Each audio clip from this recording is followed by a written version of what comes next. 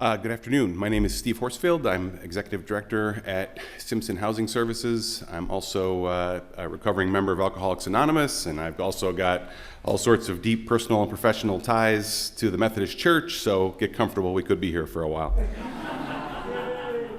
No, I was really excited when meeting with Brad and learning about the model here and having the opportunity to come and be with you today. I was excited to have this chance, so thank you for allowing me to be here.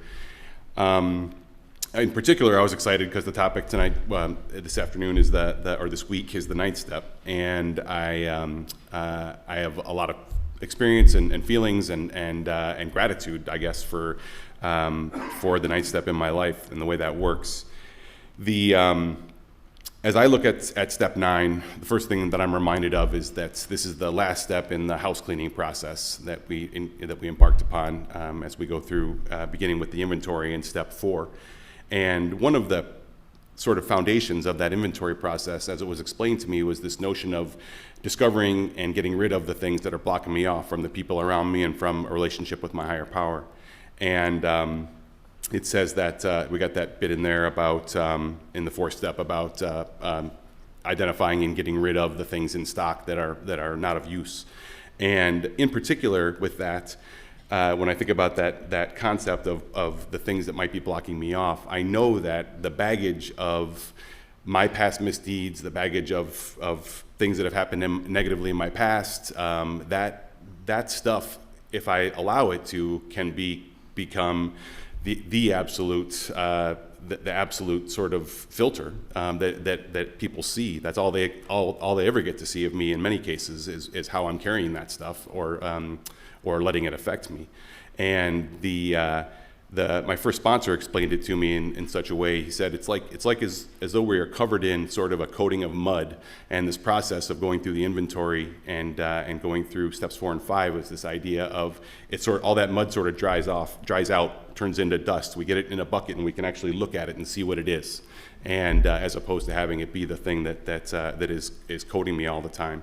And in particular for me, as I got through that house cleaning process and got into step 9, one of the most important, I think, lessons that came from that is my sponsor really had me focus on kind of a concentric circle model, if you will, and that my job was to figure out how to amend first those relationships of the people that were closest to me, which was my family, the people who the people that were closest to me and where the greatest harm had been done. And so from there, I started that work with my immediate family, and then started working my way out into community.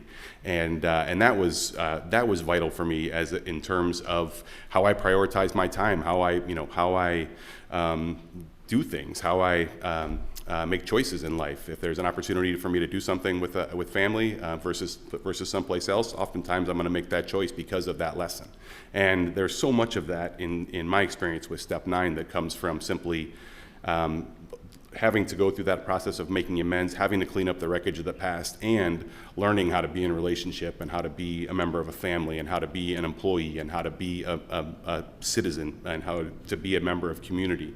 That comes directly from that work, and I'm again just so grateful for all of the guidance that for me that came from the 12 steps on that.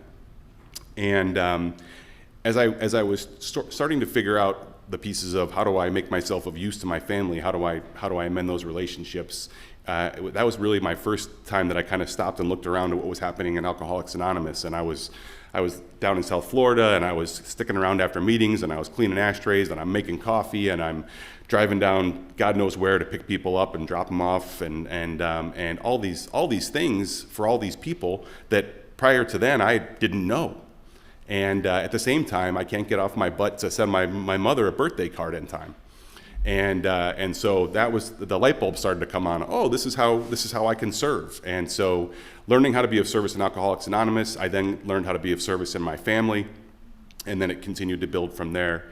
And for me, this might be a little bit of a leap, but I'm trying to wrap all these roles in. For me, ultimately, that spirit of service also transferred into my professional life. So I worked in for-profit world for about 10 years after college and during and after college, and I got to a place where I had the privilege of really having some power to make a choice in my life. There was nobody dependent on me for income or money at that point in time, and I got to ask the question, where can I be of the most use is the question that I was blessed to be able to ask.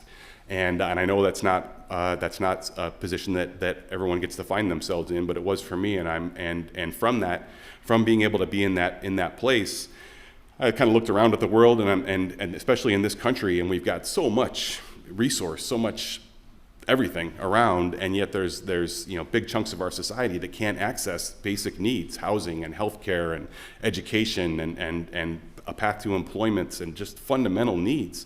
And I just could not, in good conscience, sit in this cubicle doing this job that I was doing while that was happening. And so I was able to leave that, to get into doing some direct service work for folks who were experiencing homelessness.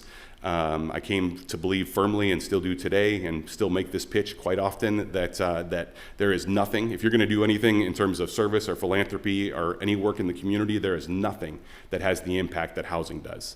Everything starts from having a safe and stable place to lay your head at night. If you do that, then maybe you might get a chance to take care of your healthcare needs. You might have a chance to think about what's next in terms of employment or education or family and all those sorts of things. But without that foundation, we don't have a chance. And so that really is where the mission of Simpson Housing Service landed for me, and I got into this dialogue with the board of directors about 10 years ago when my predecessor had left the organization, and it seemed apparent that this was the right place for me to go at that point in time, and it has been absolutely amazing. And one of the things that I love about it is that the foundation of this thing is always been, the organization was started by primarily Methodist women 41 years ago, and the running joke in that church was that all the church members show up on a Sunday for a service, they look outside, there's a bunch of people sleeping outside, and the men of the church say, well, we're going to go down to City Hall and see what we can do about this and see how to get this solved. And by the time they got back, the Methodist women have everybody inside sleeping, hot dish cooking, the whole 9 yards. And if you've had any experience with Methodist churches, you might know that that's probably not too far from the truth. But the point is that they welcomed those folks into their home, their church home, and started to build relationship. And that is exactly how all of this work for 40 years has been happening at Simpson, is we get the opportunity to engage with people, to meet people at times of their greatest need, and to talk about where do we go from here, what's next, what does a trajectory back to stable housing look like for you, and how can we help remove the barriers that might be in your way in a one-on-one human relationship. And as long as we stay there doing that work in that way, we get unbelievable results, and we get to have a tremendous impact in our community. And I am so grateful that your church has chosen to run this, I believe, the second drive now for goods for Simpson for our guests and our program participants. I often say to people that Simpson is really nothing more than an expression of our community's will to do something about the ongoing crisis of homelessness. So thank you for being part of that community, and thank you for allowing me to be here today.